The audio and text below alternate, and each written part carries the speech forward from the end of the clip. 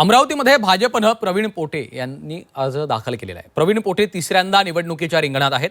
भाजपचे प्रवीण पोटे सलग तिसऱ्यांदा स्थानिक स्वराज्य संस्थेच्या निवडणुकीच्या रिंगणात उतरल्याचं दिसत आहे. 2018च्या निवडणुकीत मी एकतर्फी निवडणूक नेली होती. माझ्या मतदारांच्या सोबत कौटुंबिक संबंध आहेत. सातत्यानं त्यांच्या सुखदुःखात राहतो, त्यामुळे सर्व नगरसेवक मला सहकार्य करतील. महायुतीमध्ये कुठलाही अंतर्गत कलह नाही. भाजपमधील एकही मत फुटणार नाही. इतर पक्षांचे मतं मला मिळतील असा विश्वास प्रवीण पोटे यांनी व्यक्त केलेला आहे.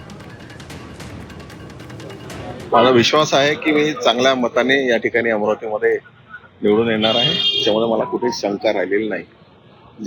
जेव्हा आम्ही 2012 मध्ये निवडून आलो तेव्हा महाराष्ट्राचे मुख्यमंत्री देवेंद्र फडणवीस साहेबांनी मला त्यांच्या मंत्रिमंडळामध्ये मंत्री म्हणून काम करण्याची संधी दिली. त्याचप्रमाणे त्यांनी मला संघटनेत सुद्धा मोठ्या ठिकाणी काम करण्याची संधी दिली.